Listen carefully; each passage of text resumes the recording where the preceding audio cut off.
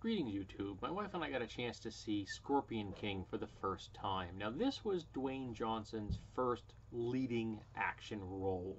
And apparently, he set a record for having a $5.5 million payout for the film as being a first timer. And I'm really fond of Dwayne Johnson. I think he's very charismatic. He's got that wonderful smile. Of course, he's got the eyebrow. And I'm, at the moment, trying very, very hard to ignore his politics. And I'm starting to watch this, and I knew almost nothing about it. I knew that it was, this is the weird part, it is a prequel to the sequel of a remake of a classic horror movie. So The Mummy is the remake, and then they came out with The Mummy Returns, and Scorpion King is a sequel to The Mummy Returns. So yeah, it's not what you call tidy. And I'm starting to watch this, and I'm going, this is like almost a shot-for-shot remake of Conan the Barbarian. Okay, not quite shot-for-shot, but it's definitely in that same wheelhouse. It is Dwayne Johnson as Conan the Barbarian. Because Conan the Barbarian was a sword for hire. He was an assassin. He's been a thief and a pirate and eventually a king. He's been many things. And Dwayne Johnson is playing Conan the Barbarian, which has made me get really angry, because why wasn't Dwayne Johnson playing Conan the Barbarian when they rebooted it? Because when they did reboot it, they gave an actor who's, I don't remember who he is, and it wasn't very good. Whereas this film had some solid production values. It really did. I'd be intrigued to see where it was filmed, because I don't actually know where it was filmed. But the production values were pretty good. The special effects weren't bad. And it was supposed to be set more firmly in our world. Like Conan was supposed to take place in a mythical age that kind of predates our real history. Whereas this film was supposed to be a little bit more firmly set into our world, because The Mummy and The Mummy Returns are both somewhat more firmly set in our world.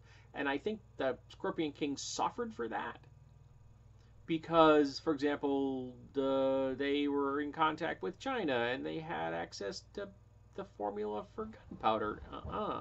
They had access to the types of siege weapons that they just didn't have no one had invented them yet. There were things like they were just all over the place. There were so many anachronisms that they really bothered me. Whereas if you'd crank that back, made it the setting a little looser, it wouldn't have been so obnoxious. It needed to be less rooted in our world, because when you again start rooting things in our world, I'm going to start applying the real world to your setting. I'm funny that way. I'm going to apply physics and history if you tell me it lives in our world, which has real physics and real history. But it was still fun for the action and the fighting scenes. There was far too much sword fighting, which was, people doing this. Go check my friend Skull's channel out. He will show you what sword fighting looks like when he's doing his training. It's not about smacking each other's swords. It's about driving the pointy bits through your opponent, or slashing them and open up grievous wounds that mean they can't use their limbs, or they bleed out. It's about harming your opponent, not smacking the weapon in their hand. Okay? There was one humorous scene when two of the main characters, Dwayne Johnson and Black King, whose name escapes me, he always does these kind of semi-heavy types. Though this time he kind of goes from, very wrestling terms, he goes from being a heel to being a hero. And they actually hit each other's swords, and the swords shatter. It wasn't scripted. They're just two very, very large men with a lot of muscle mass hitting each other, and swords shatter, sending shards of metal everywhere. That wasn't scripted, but was kept in the film because it just looked so cool. And the looks of shocks on their face was not acting. We had a horse thief that was kind of right out of the Conan the Barbarian, though that guy was an archer and a horse thief. Um, there's some of the less important roles were not quite as memorable as the Barbarian stuff, but still Conan's Barbarian roles, but they were still quite memorable. Um, and all in all, I really enjoyed the the film itself. It was fun, fantasy, barbarians taking, revenge upon the evil bad guy. He was supposed to be some great swordsman, but again, they were doing this kind of thing. He was not showing me great sword skills. He was showing me that he could follow the choreography of someone who didn't actually know how to fight with swords and train to smack other people's weapons. Um, they did have the nice use of bows, which was cool. That was important in the film.